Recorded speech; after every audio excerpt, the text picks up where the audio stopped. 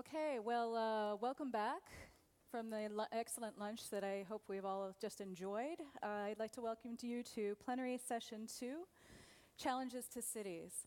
And I'd like to start by, of course, welcoming Your Majesty, Your Royal Highness, Your Excellencies, and ladies and gentlemen. This panel will actually close the aperture a bit from the first panel that you heard this morning, where we were focusing on global challenges. And now we're focusing, of course, on cities, which, as given the name of the conference, is really the focal point of our discussion over these next 2 days. And we'll be exploring these same issues as they play out, as Jan Eliasson mentioned yesterday, in the microcosm of cities. And in doing so, we will examine a selection of cities through the lens of resilience, human security, and socioeconomic inclusivity. Among these will be Rotterdam, London, and Stockholm. And in doing so, we'll be looking at man-made as well as natural disasters and the impacts that they have, and not just the challenges, but we'll also be trying to come away with some takeaways on and concrete planning, what can be done in terms of response, planning, and prevention. So on this panel that we have today, I'd like to welcome our 4 esteemed speakers. The first is His Excellency Ahmed Abu Talib, Mayor of Rotterdam. Second, Mr. Robert Glasser, Head of the UN Office for Disaster Risk Reduction. Third, Sir Bernard Hogan-Howe, former Commissioner of the Metropolitan Police of London. And finally, Ms. Maria Ranka, CEO of the Stockholm Chamber of Commerce. And in my duties, I would like to first welcome His Excellency Ahmed Abu Talib, Mayor of Rotterdam, to give the keynote address. Thank you.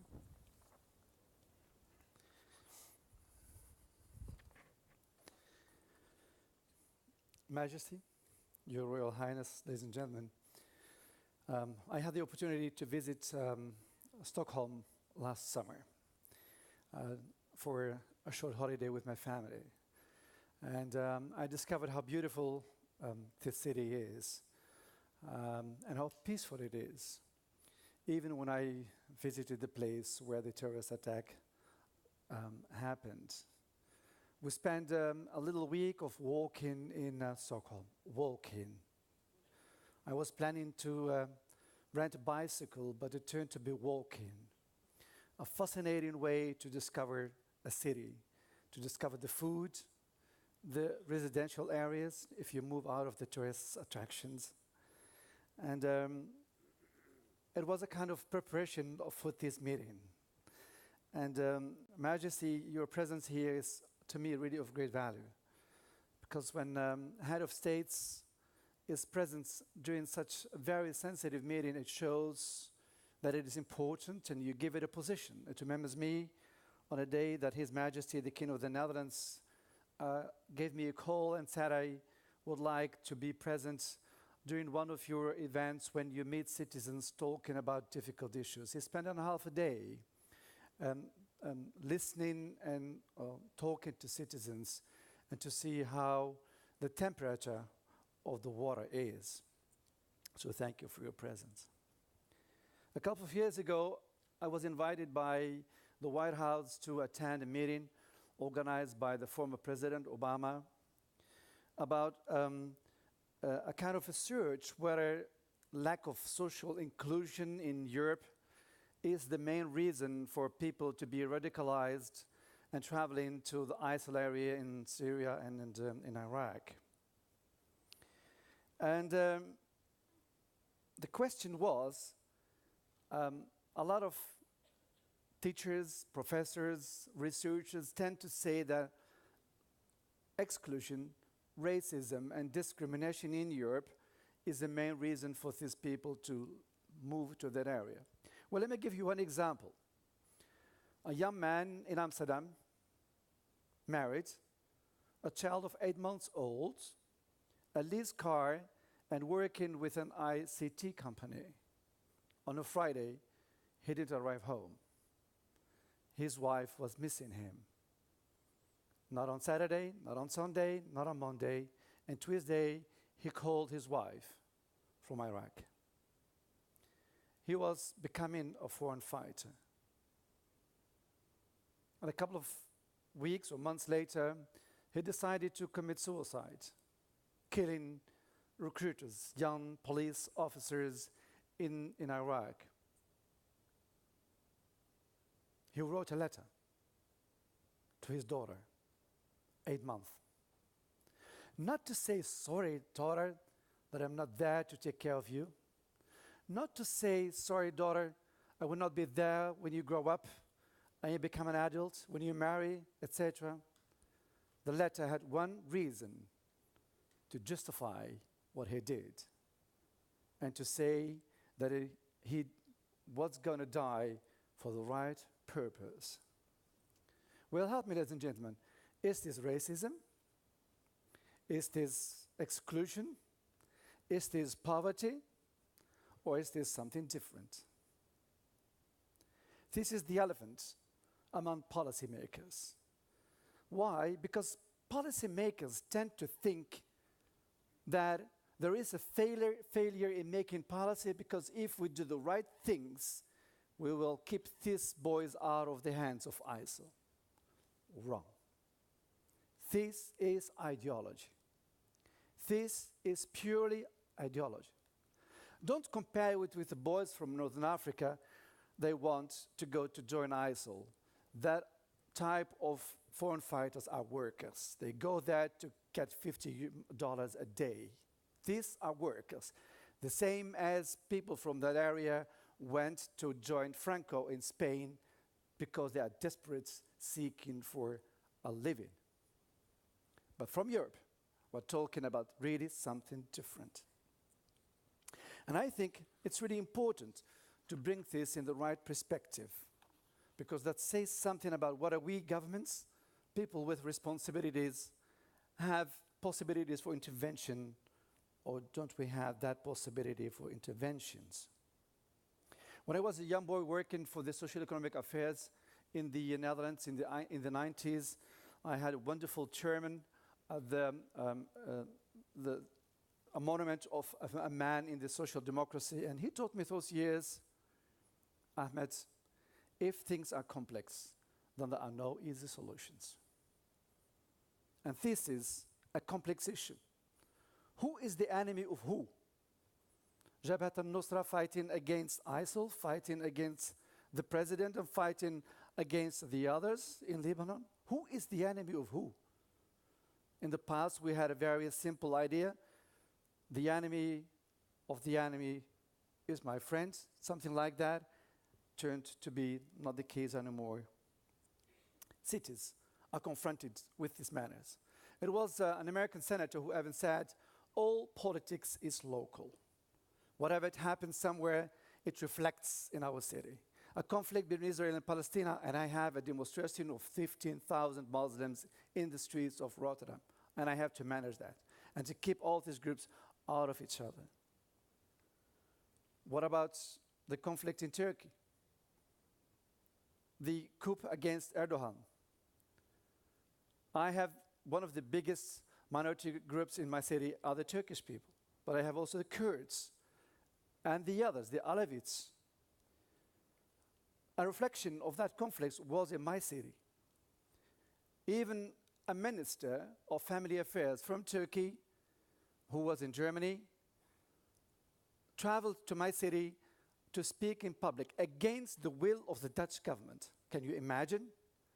The Dutch government say, we don't want to have you, but she is coming with 12 bodyguards, and have no knowledge whether these people are armed or not.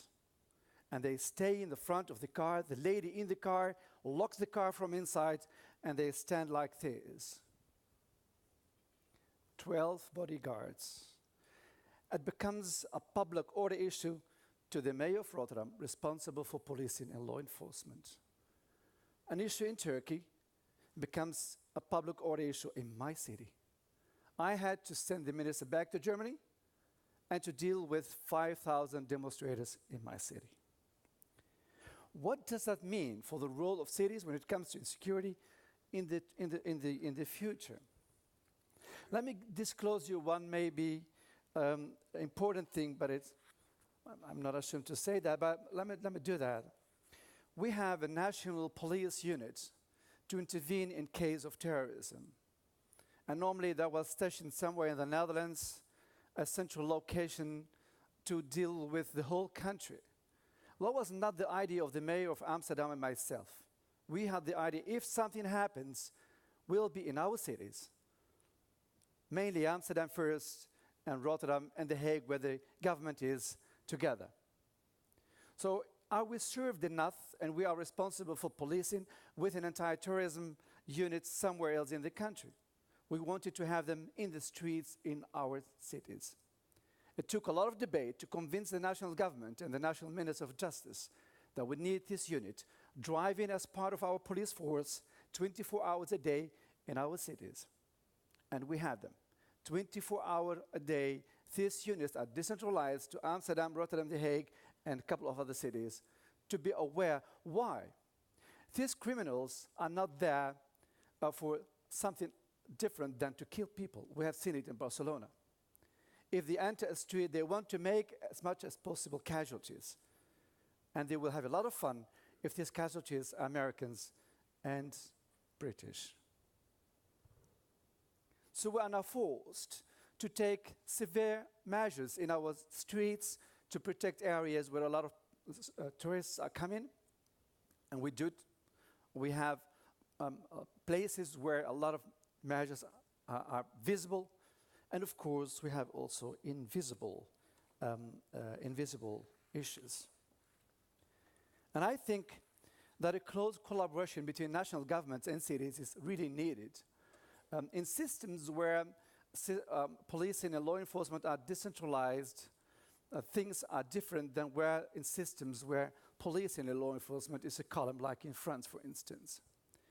That's why the Prime Minister in the Netherlands, my colleagues in the big cities, and other people concerning counterterrorism, we meet regularly just to have a training in how to deal with the situations. The minister is responsible for dealing with terrorism, but he is too far from any local action if it happens in my city.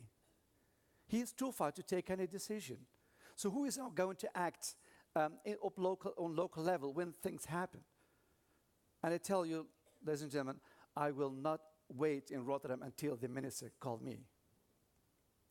And that's really important to train in practical situations who is doing what, who is informing the nation, who is taking action on local level, etc., to avoid misunderstanding in communications. And cities are becoming more and more vulnerable. It's there you can make a lot of casualties together. And mainly cities with very known icons like Barcelona, like Paris, Champs-Élysées. If you conduct an act of terrorism there, the whole world is watching. That's exactly what these people want. I would like to end by the word of trust. In my city, we have, of course, as we know from intelligence information, people traveling to Syria and Iraq to join ISIL. Yes, we have that numbers.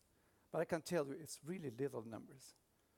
And people in Rotterdam are happy that we try to organize every 2 weeks, a meeting like this with hundreds of citizens to discuss how we can build ties of trust. And someone this morning in the forum was speaking about building trust. Very, very important to have a lot of antennas in society. People that can see things are going wrong. To call our unit, to call the police, to be aware in school systems, in cultural systems, to have that information available. We get 50, 60 signals a year that something is going wrong with somebody in the city. 50, 60 signals a year.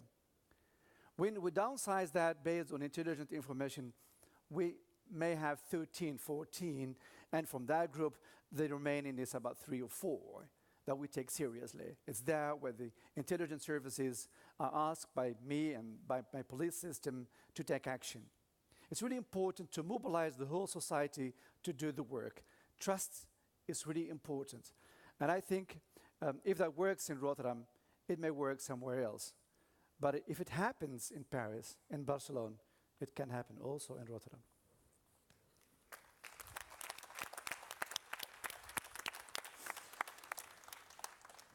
Well, thank you very much for that excellent overview. I think that serves as a great launching point for this panel, particularly because what you did in terms of personalizing this and also giving us concrete examples, I think, from within society resonated, at least for me among others, I'm sure. One of the things that you pointed to had to do with this reevaluation, right? This reevaluation of really what are some of the core push factors of radicalization in any community. And you advocated, I think, to a degree that we move beyond, not to discount, but to move beyond just talking about exclusion, racism, and poverty to talk about ideology, trust, and also law enforcement in that role as well. And it seems that given this foundation that you've given us, the logical person to turn to next would be Sir Bernard Howe, because I believe that certainly given your years of working within London and the Metropolitan Police Department, you have the most experience in this regard as well. So my question would be, given what you've just heard and from your own experience, what conclusions can be drawn from years of struggle against political extremism and organized crime in London? Do you hear a lot of similarities with what you faced? There are. One unfortunate history that we have is that in the UK then we've had two phases of terrorism. So we had Irish terrorism in the 1960s and 70s, and we made some quite serious mistakes then, and we tried to learn when it came to this latest phase of terrorism. So one is that we've tried to not do what we did then, which was to be very radical in some of our shifts of policy and legislation. And because we have to take the community generally with us, and particularly minorities. So I think that's been a big thing for us. We didn't have, with the Irish terrorism, a real strategy. And there was a problem in Northern Ireland which was being fought on the streets, but that was also leading to bombings, particularly in London, but also other major cities. But this time we have had a strategy. We call it contest, and it has 4 elements. And that is known as 4 Ps because each element begins with P. But one is about protect, and that's trying to protect the targets that the terrorists might target, the physical dimensions, perhaps Parliament, perhaps the transport infrastructure. One is about pursue.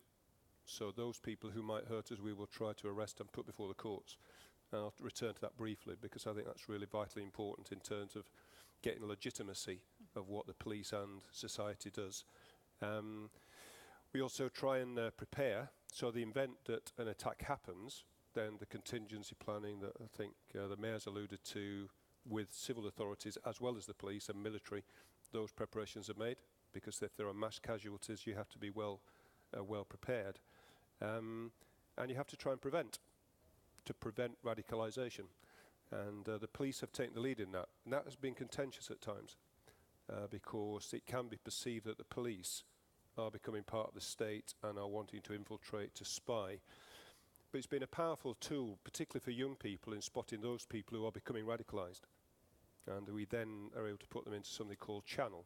And Channel is a de-radicalisation process, or whether at risk of radicalisation, an aim to try and prevent. But over the last 10 years, as this extreme form of Islamism, which has caused problems, it's partly from the Middle East, that we've seen Middle East policy has been a challenge, and then we've seen it within some of our home communities. When 12,000 people have gone from Europe to fight in Syria, it has an impact immediately back at home, either when they return home, sometimes when they do not return home.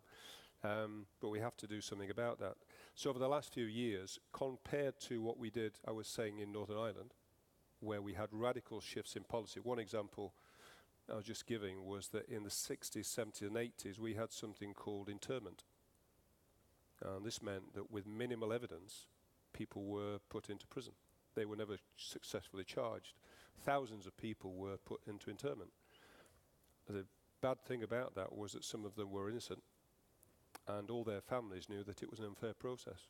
So millions of people were therefore condemned this, and more terrorists came along as a result. This just compounded problems. So what we've done with the latest intrusive surveillance and the latest intrusive legislation has been to incrementally build it on the back of something that went wrong. So we were talking over lunch about new passport powers, the ability to stop families travelling, we have something called a terrorist protection order. And in a country, in the UK, we have around 60 million people. And at the moment, there are something of the order of up to 10 people who are controlled by these orders. They've never been charged. They've never been convicted.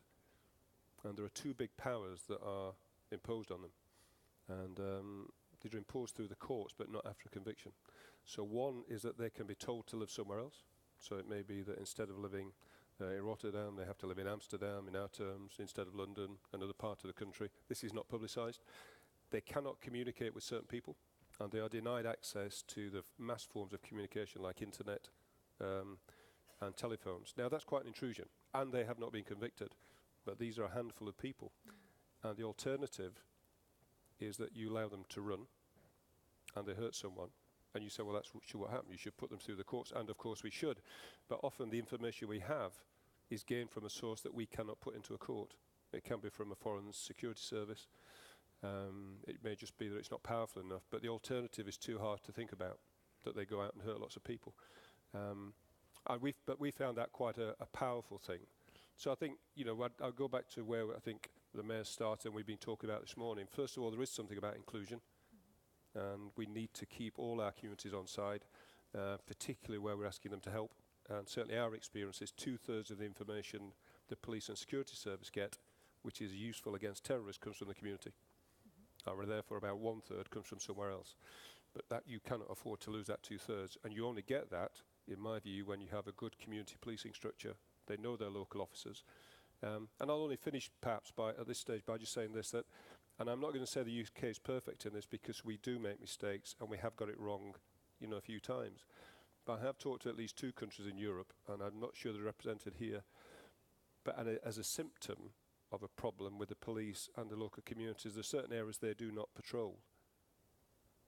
And if there is a problem, they will go in a group of 20. They will deal with the problem and then leave. That, for me, is not community policing. In the UK, we still patrol without a gun, and we feel confident we can do that because you have the support of the public. That's not the only, that's not necessarily the only thing. But I think if you ever get to the place where the police has the most visible representation of the state, doesn't feel comfortable in going to a community, they won't feel comfortable in trusting you, that word trust again. If they don't trust you, they will tell you nothing. If they don't trust you, deal with it professionally, confidentially, and maintain that source of secrecy, they will tell you nothing. And you cannot afford for that to happen. And of course, you want people to come forward to stop these radicalisers from doing what they are good at, which is distorting the truth, going forward with, we would say, a malicious strategy. And one of the ways you can intervene in that, I would say, is other law enforcement agencies. The security services have to work well. Lots of partners do. Local authorities do too. I think the police can be a vital role within that, and they have to have legitimacy. And I think those things I've described gives them that. And the only, sorry, I did say fine, but the very final thing is that, I think that we have to be representative. In London at the moment, we have now 8.6 million people. Visible minorities are around 38%. The police, the Met that I led, we're around 13%. But of the recruits that are coming in now, 1 in 3 are now from minorities. It will take a while to get a change. But you have to represent, not because of some politically clever thing that you look like the people you police, but because it's vital. It's about being, appropriate. It's about being representative. And I think those are important things for any public body, but particularly the police, who have the most acute form of power to impact on people's lives. Excellent. Well, thank you so much for that overview. I think in terms of longer-term engagement is really a key issue here, because we talk about trust, we talk about legitimacy, we talk about engagement with the larger community, and I'd actually like to just briefly turn this back to the mayor, because I think what we've heard through these 4 Ps and this way of engaging the community in terms of physical protection, preparation, prevention, how do you see this playing out in terms of accessing the broader community? I mean, we just heard about some of these areas that the police forces are only going to go into when they suddenly are in flame. Well, the best thing is giving you one example. The day that the airport of Brussels was targeted, again, not the airport, was the Czech location for an American company that was targeted. So that's really good to isolate this information. I was on my way to a mosque, the biggest in Rotterdam. Scheduled was a meeting with mothers, 40 mothers, just having coffee. But we are forced to discuss the issue of Brussels. That was the actual theme. So I asked these mothers, um, are you going to call me, to call the office, to call the police, if you know that your son is preparing something of this kind? Mothers, in the Islamic tradition, they go to the sleeping rooms of the sons. They are well informed, the best informed in the family. Are you going to disclose that information? Will you be worried to share that information with me and with our services? What do you think that the answer of the 40 mothers was? Help me. Yes or no? Probably no. They say, we're not going to call you. And maybe it's a surprise here, but they were not going to call me. And the reason is, we want to protect our sons. After an hour being with them and I think 2 cups of coffee, I left for the office and asked him with a couple of months to come to the city hall, the place of the power, to be my guest, to drink a cup of coffee in my office and to reopen the debate. We did, and they come. Then one of them suddenly started the discussion about that question of a couple of months ago. And they said, we discovered that the best way to protect our sons is to inform you. That was the learning of 2 months. And that's indeed what I'm looking for. It's in their own benefit to disclose that information. Not to let it go that far that the son is going, which they did sometimes, by car, because the airport is sometimes difficult, by car to Bulgaria and try to get access to Turkey, to Syria, which is an endeavor of zero. And that's indeed the way I try to mobilize these feelings, these mothers, for a kind of a common policy. The funny thing about this approach, it's not costly, no budgets, no euros, no millions, no billions. It's just a cup of coffee. And making these mothers important. It's really important. We have no idea what it means if they may invite simply mothers from the neighborhood to come to this power center, to have the feeling, yes, we are important. And this man or this woman in charge is really willing to work with us in our own interest. Because the question is always, what is in their own benefit? Not what is in the benefit of the public order, what is in their own benefit. And I think this debate was really good. There was also a moment that I was on a television program, a live program, and then I said after Charlie Hebdo, what are these people doing here? Why are they going to Yemen to learn to use a Kalashnikov and come back to kill innocent citizens? They have also the right to take any plane to any part of the world if they dislike the freedoms of Europe. And I got a lot of anger from the Muslim community. He is not with us. He is against us. Till 2 Fridays ago, I went to a mosque because I had a free day and I was listening to the imam. Well, 2 years later, he used exactly the same words as I used 2 years later. Educating people takes time. Fascinating. I think this, what you mentioned earlier actually in the panel about using different glasses to look at these issues and to try to understand motivations, perhaps coming from a different angle than we previously used, is very useful. Also in the idea of community, the whole of society approach. We've talked a lot about police forces and the role that they can play and access to these communities as well. But I'd be interested now to turn to industry. Because obviously when we talk about these issues, they're not occurring in a vacuum. And so with this, I'd like to turn to Ms. Ranka and ask her to please share your perspective of industry towards some of these security challenges that are mentioned, particularly in Stockholm and other Swedish cities. Thank you. I'll be happy to do that. But before I do that, I just want to pick up on something that was mentioned on the first panel this morning. And that is because we are in Stockholm and Sweden, which is a small open economy, and we're a free trading nation, and it goes back to the era of the Vikings almost. So, you know, the role of trade and investments and economic exchange, and also therefore the role of the private sector as a peace-creating force. And in these times of rising protectionism, I think it's important to emphasize. So with that, I will answer your question. There are a number of safety and security challenges, even in a city like Stockholm, for the private sector. And I will mention 3 of them, and they are somewhat different. And the first one, I will not elaborate a lot on it because it's, I would say, if you talk to the business community across industries and almost all size of businesses today, most of them will mention cybersecurity.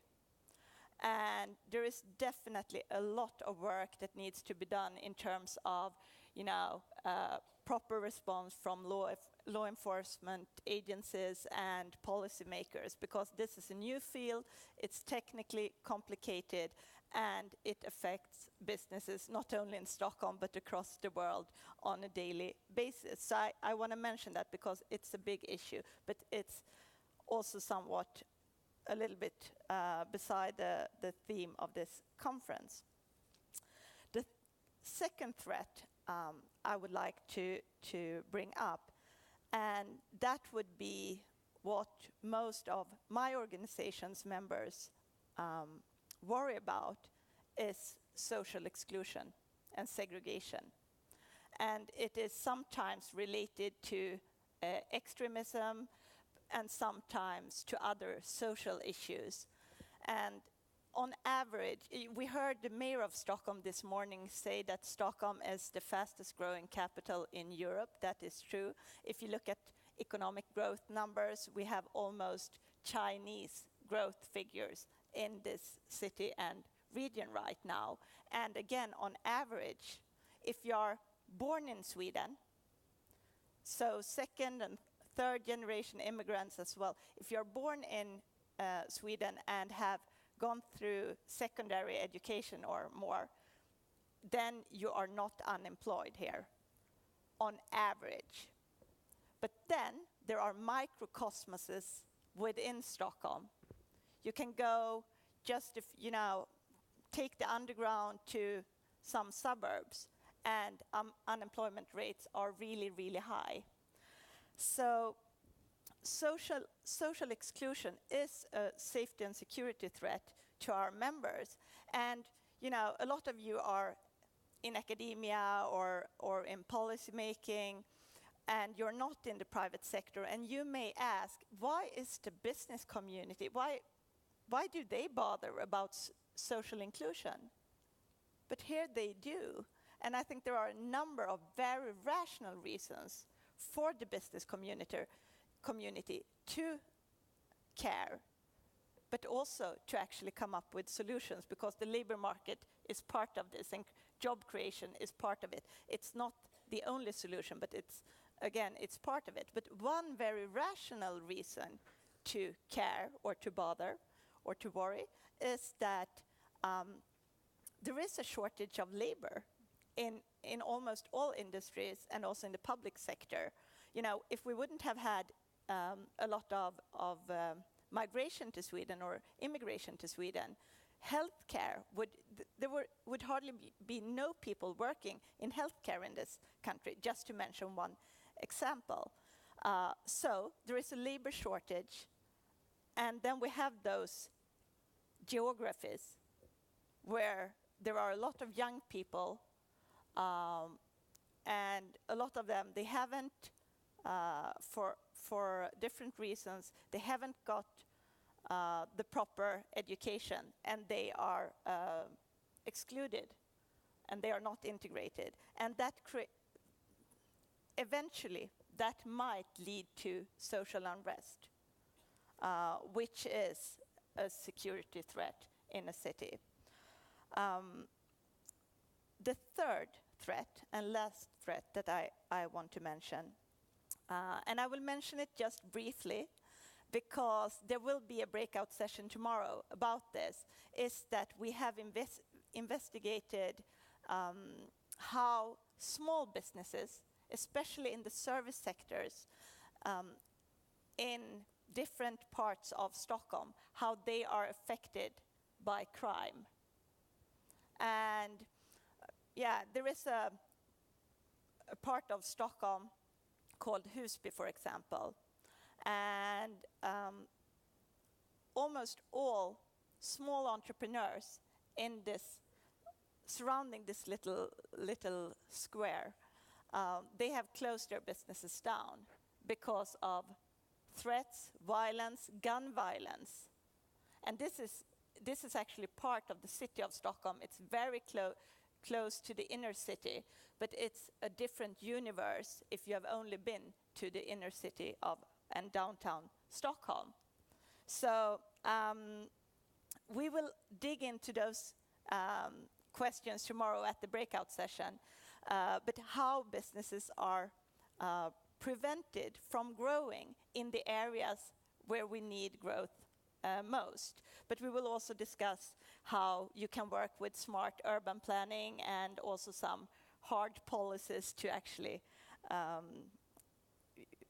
take the crime rates down. So let me end by saying that safety and security is for sure part of the Swedish and this city's DNA. It's also part of our brand. And we need to stay safe also in order to be attractive from a global competitiveness perspective. If we become less safe, that will hurt us badly as human beings, as a society, but also economically.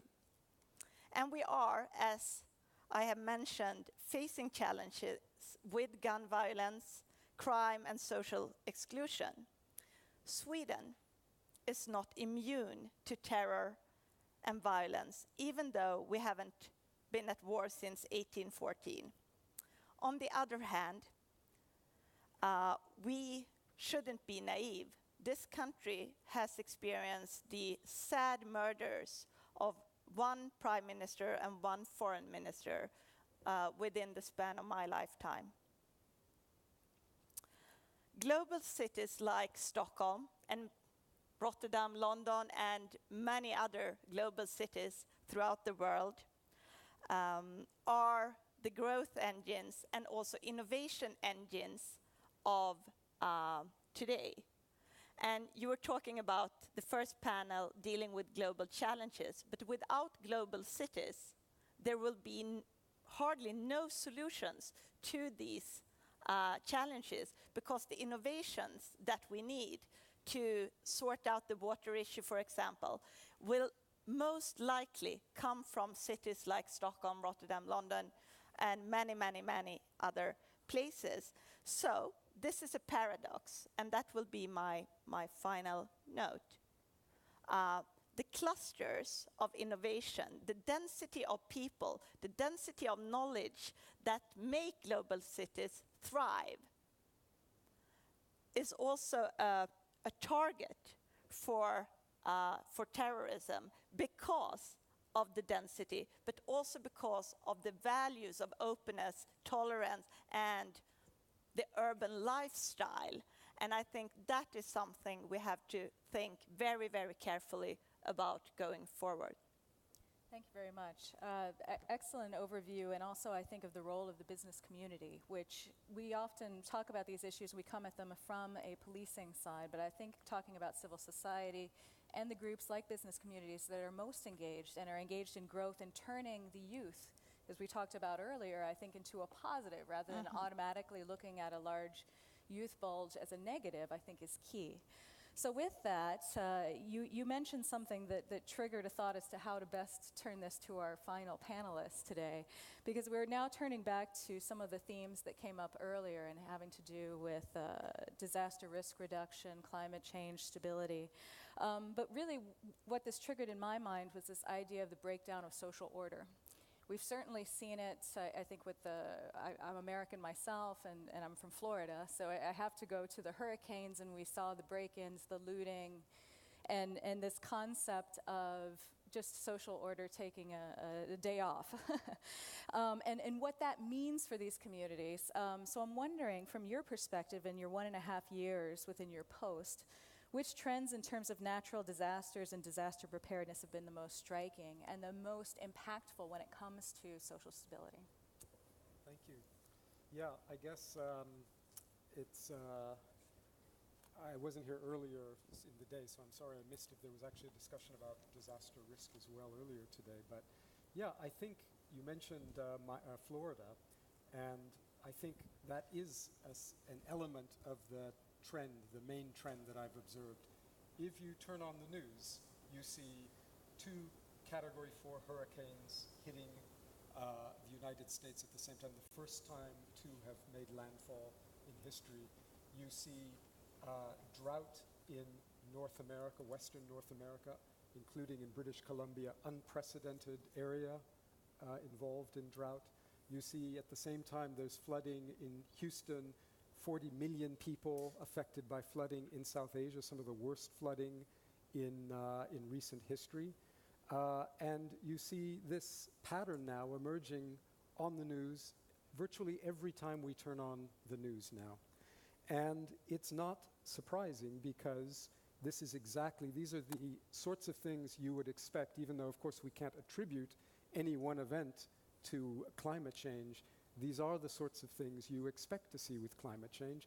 And actually, increasingly, scientists are also able, even if they can't specifically attribute an event to climate change, say that this event, for example, the Russian drought and fires that struck some years ago, was 3 times more likely as a result of climate change. Or this flooding on this magnitude would only have happened, once in 1,000 years, or it's 1,000 times more likely in its severity, in terms of the severity, as a result of climate change. And we are seeing events that traditionally, or at least historically, were 1 in 500-year events now happening much more often, and along with that, simultaneous disasters in different parts of the world. So I think this is the main, one of the main changes and trends that I've observed over the last year and a half, and actually before as well. In the disaster risk community, we focus on 3 things. We focus on the hazard itself, the cyclone, the earthquake, the pandemic. We focus on the exposure. Are people exposed to that hazard? And we focus on the vulnerability. Are the people who are exposed vulnerable to the hazard? And there are many factors that are increasing the costs of disasters, including economic development, communities settling predominantly in cities in more marginal areas that are more susceptible to storm surge, floods, disease outbreaks. But there is one element of the trend that we've just been discussing that is fundamentally affecting the hazards themselves, and that is climate change. It is greatly accelerating those hazards. And actually, without action to reduce greenhouse gas emissions as quickly as possible, all the steps we're taking to reduce disaster risk are going to be overwhelmed by a warming climate. Sea level rise, the extreme weather events that we're seeing, outbreaks of new diseases, and the like. I think it is, for this reason, the escalating dangers that countries around the world agreed to sign this really remarkable but very international agreement that has a relatively low profile but is fundamentally important, the Sendai Framework for Disaster Risk Reduction. And in this framework, countries around the world have agreed to these extremely ambitious targets to reduce disaster risk and to hold themselves accountable at a global level for making progress in reducing these risks. So it's really quite a remarkable agreement, and there's a huge challenge ahead, but enormous progress also has been made. The real story about the disasters in the Caribbean that we saw was not that a couple of hundred people died, but it was actually that 5,000 people didn't die. And that's a reflection of the work cities around the world are doing, incorporating early warning, community education, evacuation exercises, construction of storm shelters and the like to reduce disaster risk. Thank you very much. I think a lot of the key points that you made in terms of hazard, exposure, and vulnerability, exactly how we prepare in advance and how we're proactive, actually carry over to the discussion we were just having in another venue as well. So we'll come back to that. With that, given our limited time, I'm going to actually open things up to the larger audience. For anyone who might have a question or a comment, I see one hand already in front. And what we'll do is we'll take 2 or 3 questions and then let the panel answer as a group. So I'll start here in front. Yes. Thank you. I was introduced already, so no need to take time. Robert Glasser, I have one question for you, which is, I have in front of me a paper where it says that in the case of Istanbul, there is high probability, almost certainty, that within 15 years there will indeed be a major earthquake. And secondly, it says they know that there are 600,000 houses in Istanbul that will be erased in such I guess that from your point of view, this is a huge dilemma, both internationally and in terms of support. What kind of engagement is there internationally for a city of which it is known and causing great worry that it is a high probability of being a major disaster? How would you comment on your organization's willingness to rush into assistance in such a probable case? Thank you. Perfect. And before you answer that, I'm glad you took it down to the level of cities. Terrific question. Second, in the center, the gentleman in the pink shirt. Thank you. Antonio Sampaio from the IISS. I would like the former commissioner and the mayor to perhaps narrow down a little bit on city government agency in preventing terrorism and radicalization. So in terms of police work, to what extent local governments, in this case the London government, is relevant and important, and what can it do to help the police and vice versa? And the same thing in Rotterdam, I guess. So what is the power of local governments to tackle these issues, and do cities and local governments need more power or want more power, or maybe they don't want more power? And we'll take one other question before we let them answer. Sir, in the back. Okay. Teshiri from Iran, as I took the floor this morning.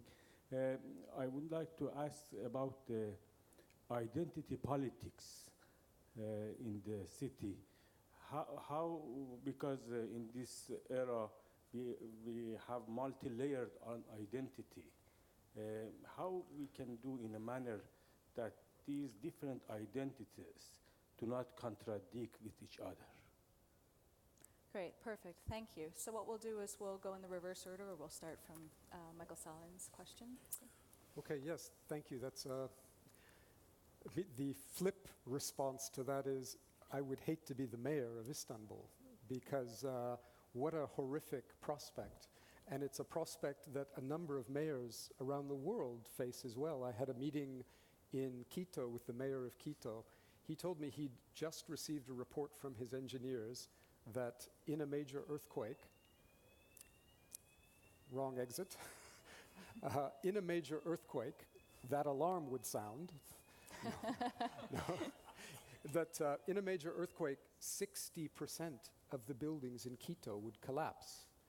And the major volcano, some of you who've been to Quito know there is a volcano that towers over the city, and it has just recently entered an active stage, which means for the next decade, 7 or 8 years anyway, the likelihood of an earthquake of high magnitude is very high. So this is an enormous challenge. Cities essentially face 3 challenges. One is addressing the existing risk. And this is Quito and Istanbul are good examples, and we'll say something about that in a second.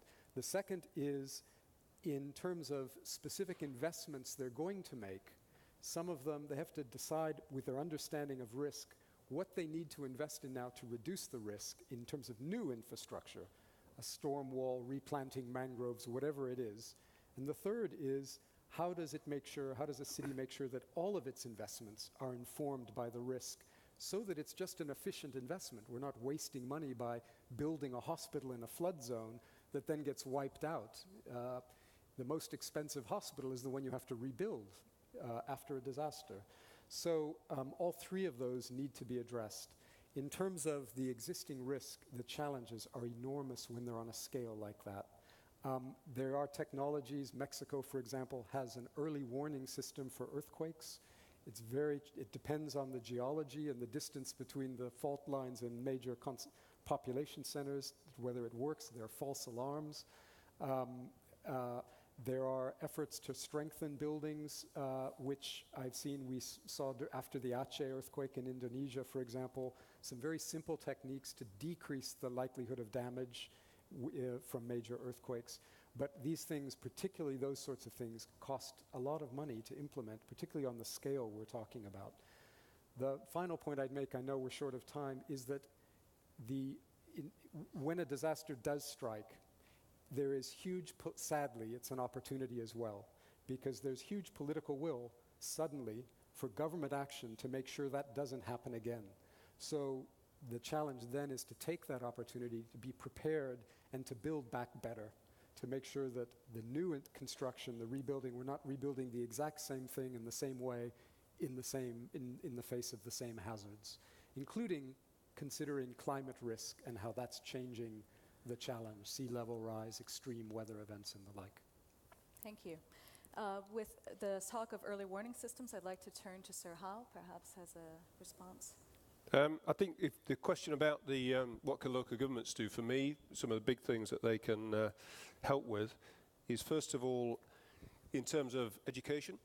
So what is explained in the schools, to challenge some of the fundamentalist principles that have been proposed and to say clearly it's wrong. But to tell the whole story, to give all sides of the argument, I think is important, but to be very, very clear what we stand for. I mentioned that in the Channel programme, then where people have been identified as needing help, particularly young people, then there are social service interventions. There can be education interventions, employment interventions that can help to prevent radicalisation and present a more positive future for a family particularly. It may be relocation. It may be that a family needs to move away from a particular threat. So there are things that I think are vital. 18 months ago in the UK, there is now a positive duty on public authorities to tell the state if they are worried about the radicalisation of an individual, particularly a young person. This has been a challenge in the universities when they've had radical preachers and people who've debated, but they now have a positive legal duty to let the authorities know that they are worried about something. And then secondly, I would say that some of the physical things that local authorities are responsible for, we were talking about things like barriers to stop. Now we see vehicle-borne attacks. These are physical things that can happen. CCTV. In London now, 95% of murders are detected. And one of the principal reasons is because CCTV is ubiquitous. You can't go on the tube, the bus, the taxi.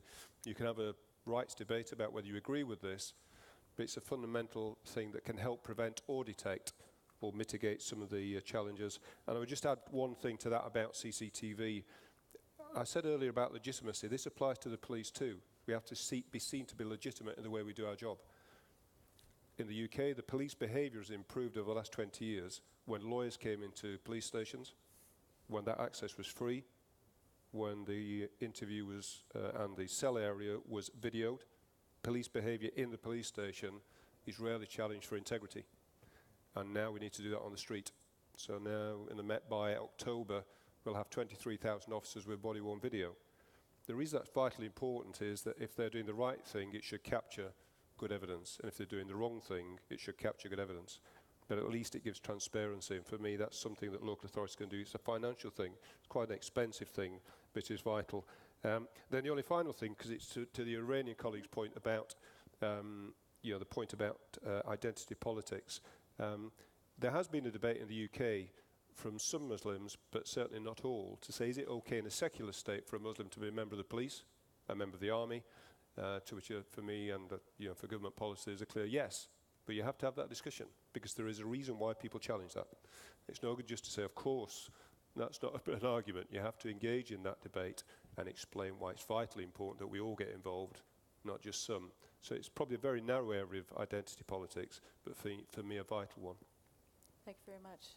Mayor Abutai? A couple of remarks to add. When it comes to preventing radicalization, I told you that sometimes there's nothing to do about it, because when it becomes ideology, it's really difficult to prevent.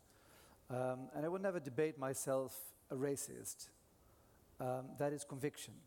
I will never succeed in making a racist change his opinion that he will like me. That is waste of time.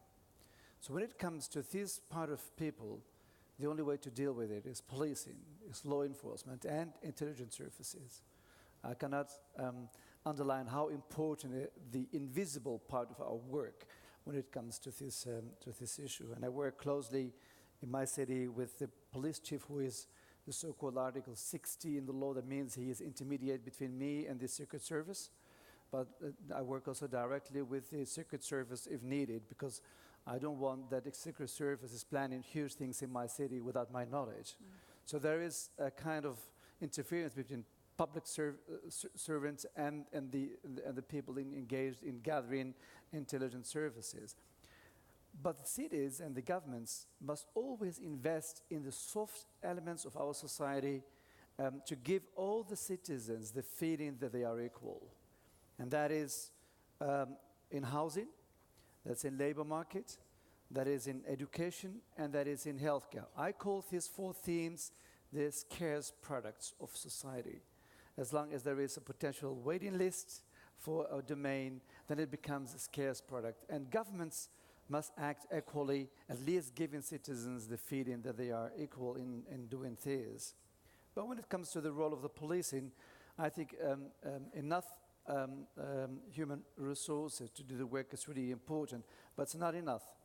I have 7,000 police officers, but I have 1.2 million eyes and 1.2 million ears in the city. That's more than a police service can provide. So the moment I can mobilize the city to be part of the system of security, that's far better than any camera can register. And I agree with CCTV. We have them, we work together in this domain, really important.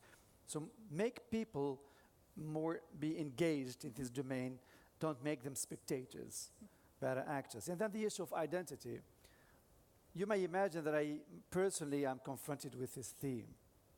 I moved from Amsterdam as vice mayor, went to the central government, and then became mayor of Rotterdam. So there was, in the beginning, an opposition to me in Rotterdam. First, identity, he's coming from Amsterdam. Gothenburg, he is coming from Amsterdam. And then the second thing, he was support of Ajax. The second identity, he is coming from Morocco. The fourth identity, he is a Muslim. He will never be suitable to Rotterdam. And the big day of my life, to be inaugurated as mayor, the opposition party came with an empty envelope with an address on it. Royal Palace, Rabat. And the leader of the opposition asked me to put my Moroccan passport in it to send it to His Majesty in Rabat. The big day of my life, I have to suffer this. And it was suffering. And I was speaking to the city council and to the city, and I said to this gentleman, I understand you're questioning my identity, but you never will question my loyalty. And I think that is what makes sense. It's not about identity. It's about loyalty. I'm in the position now to defend the Netherlands, to defend my city, to defend my citizens, even in times of war. If the answer is yes, then there is no issue about identity. Indeed, I still have that green passport. I have no idea where it is, somewhere in my home. And I cannot deny that I was born in Morocco. This is a fact of life. I'm a kind of a chip made in Morocco, programmed in the Netherlands. It's not about identity, the solid part of the chip. It's about the software in the chip, the loyalty. Thank you very much. Very good. Computer chips, we've come back to cybersecurity, I feel like, in a certain sense. We have just a few more minutes, so I wanted to take 1 or 2 final questions or comments, perhaps from the audience, or at least give people an opportunity. Ma'am, in the middle.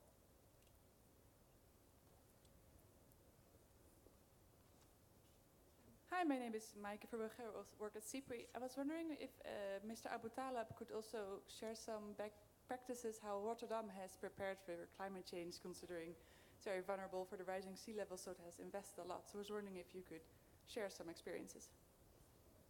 Terrific. Perhaps one other question or comment? Sorry, I can't see very well. All right, so we'll come If you have time to travel with me tonight to Athens, that's where we're going to discuss this issue tomorrow with a number of mayors. My city is very vulnerable when it comes to water. One of the few cities in the world that is minus 6 meters. Minus 6 meters. Eastern part of Rotterdam, if something happens over there, we're gone. It's the difference between having a hurricane you can predict as mayor of London or as mayor of New York and say to your people, move. People take the car and move out of the city. This cannot be predicted. If a dike breaks, it happens suddenly. And then we have a tremendous amount of water. But nevertheless, when I was speaking to a news medium and saying maybe it's profitable to me to give all my citizens in that part of the city a plastic boat just to escape if there is water. So I was expecting that the city council will ask me immediately to come to the council and to tell why. No question. And I can tell you why. We have been investing since 1600 in a huge system of water defense system. We have the best dikes in the world, high and wide. And I have been making a study for the national government about the quality of our dikes. We have 10,000 kilometers of dikes in the Netherlands to protect the Netherlands. And they are of a good quality. And you should really expect that a lot of cities like London, for instance, is facing a lot of damage on a regular basis. Is going to move towards the same system of building dikes. We may have a danger, statistically, of one accident in more than 10,000 years. That is the statistical proximity of having an accident with water. So we do a lot of that. We have a kind of special arm to close the river if there is a lot of water coming from Germany, to close the river for 24 hours. And we're now planning to construct a new one. Nevertheless, we are planning an investment of 100 billion euros for the entire country, 100 billion euros, 1 billion a year for the next 100 years to reinforce the system of dikes and levees. And all dikes in our region need to be risen by 40 centimeters due to the issues of expecting sea rise for the years ahead. And then so a very expensive thing to do. And at the same time, the city has 2,000 people working in the emergency services, which is not the police, not the fire department, to act in times of crisis with water and issues related to water. That is 120 million euros that we spend a year just to handle this risk in the city. The best thing you can do if you want to really to be informed about that is come to Rotterdam and take a helicopter about the region. That's the only way to see it, how wide this system of water defense system is. And it happens after the disaster of 1953 in Zeeland, where a lot of people died and animals and farmers suffered a lot of casualties. So we have our own experience with water, and thanks to that accident, the Dutch government decided to invest heavily in protecting the city and the region against water. And the most complicated thing we have now is that our port is constructed on the river, and that's one of the biggest ports in the world. And that is not protected against flooding. So billions and billions of machineries that is not protected. That's why when companies, refineries, for instance, for the years ahead, are going to plan new refineries, they will be forced by local law to raise the level of the land and then to construct new machines. It's a very fascinating system. Come to see with your own eyes.